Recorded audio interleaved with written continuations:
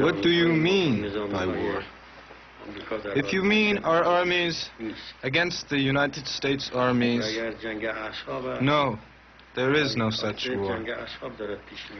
If you mean it is a battle of nerves, it is Carter's doing. But if the president says he refuses to return the Shah, and if the Imam says he will not free the hostages, then what can be the answer?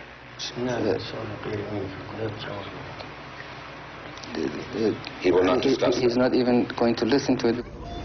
Khomeini rebuffed all America's efforts to get the hostages released. 3 months after the embassy takeover, America imposed sanctions on Iran, freezing its US assets and banning its oil imports. ما از اقتصادی نمی ترسیم، ما از دخالت نظامی نمی ترسیم. اون چیزی که ما را می ترساند وابستگی فرهنگی است.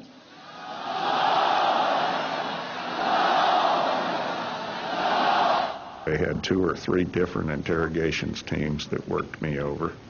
I was beaten, I was hung by my wrists, marched into trees, and of course with a blindfold on. They'd tie me up like a pretzel and come in about every 15 minutes, give me a couple of good swift kicks, pull me to my feet, and ask me a bunch of stupid questions. Good evening. For the first time since the Iran crisis began 40 days ago, President Carter has indicated a glimmer of hope in the confrontation. The hopes were false, and news channels gave a daily reminder of the embassy siege. The Shah finished his medical treatment and left America, but Khomeini still refused to release the hostages. It was seen around the world as an America no longer capable of dealing with her real problems. It humbled the administration in dealing with problems at home. It had a profound, prevailing, devastating, paralyzing impact upon our government. I don't know how much longer we can sit here and see them kept captive while the situation around them does deteriorate. He saw our honor at stake. He knew that we had to act, and he said so. We began to figure out how we could extract the hostages from the Iranians. Their rescue plan would test America's armed forces to the limit. It required 14 aircraft to cross hundreds of miles of Iran. After refueling in the desert, 8 helicopters would fly commandos to Tehran, where they would storm the embassy.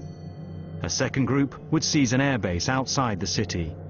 From here, the hostages would be flown home. The plan was known only to the president and a few of his top advisors. The Secretary of State, Cy Vance, was skeptical. One day I remember he said, "Fritz, the rescue mission won't work." And I said, "Cy, how can you say that?" He said, "I say it because I was on the Armed Services Committee staff for years. I was over in the Defense Department for years. I've been around them a lot. This will not work." When the Secretary of State was out of town, Carter summoned his top advisors. We decided to have a national security meeting. Vance was in Miami. Warren Christopher was his representative. The president turned to me and asked me to review the diplomatic options. Of course, the meeting had taken me totally by surprise. The subject was so secret that Secretary Vance had never been able to share with me the possibility of a rescue. And so I just dug into the back of my head and tried to review what the diplomatic options were at the present time. All the principals, including myself, recommended that we proceed, that the diplomatic and other options were not working. And we voted unanimously to proceed with the rescue mission. To get the commandos in and all 52 hostages out required 6 helicopters. For safety, they sent 8.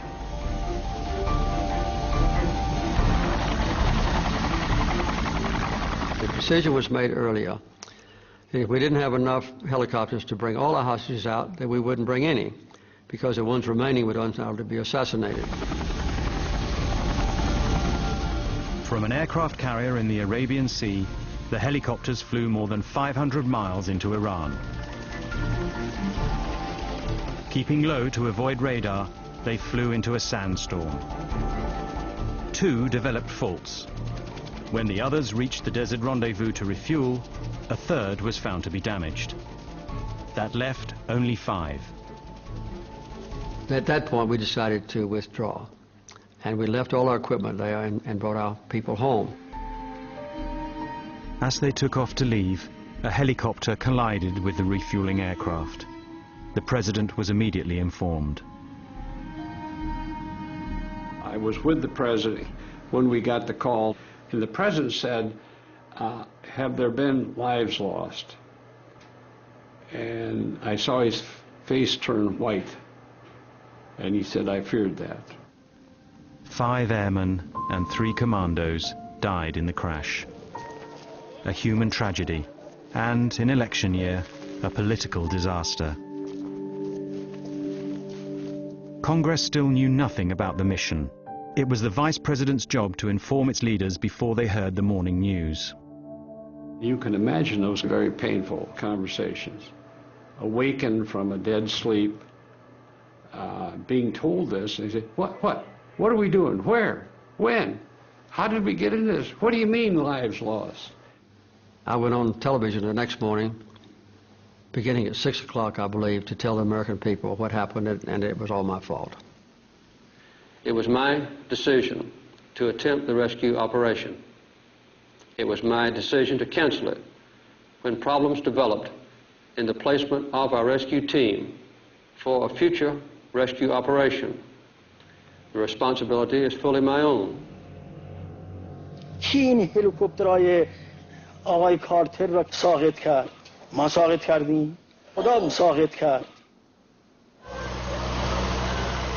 Although Khomeini crowed, the Islamic Republic's own armed forces were in disarray.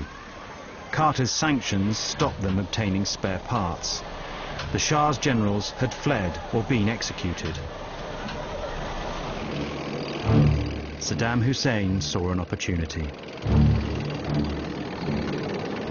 خدمت ایشون عرض کردم همیشه صدام داره زمزمه جنگ میکنه و او قرارداد الجزایر رو پاره کرده اینا، بنابراین هر چه زودتر جلوی ایران گرفته بشه. The Islamic Republic was surrounded by hostile states. To protect itself, it needed sanctions lifted. Khomeini was persuaded to open talks with America. His negotiator met President Carter's on neutral ground, in West Germany. ما قدم می‌زدیم در باغ کاخ مهمان سرای وزارت خارجه بن که خبر دادن که دوستان آمدن. وقتی من آمدم آقای کریستوفر از رو اومد، من در قیافش تعجب رو می‌دیدم. I was really quite surprised. He was a very good-looking, dapper man in a sport coat and flannel slacks, and so he looked very Americanized. بعد از صحبت‌های اولیه و معارفه اولیه که بینمون صورت گرفت، شرط رو من عنوان کردم. یکی اینکه بازگردوندن دارایی‌های مسدود شده ایران و اموالی که یعنی تنخواهی که بر اساسش دولت پنتاگون تجهیزات نظامی به ایران فروخته بود. With respect to the funds that we had frozen in the United States, I told him we had about $5.5 billion frozen, and we're prepared to assemble those assets and return them to Iran. دو موردش رو خیلی تونستیم هم روز به نتیجه برسیم. On day 2, they ran into their only sticking point, the Shah's personal fortune deposited in American banks. استدلال من به آقای کریستوفر این بود که اولا این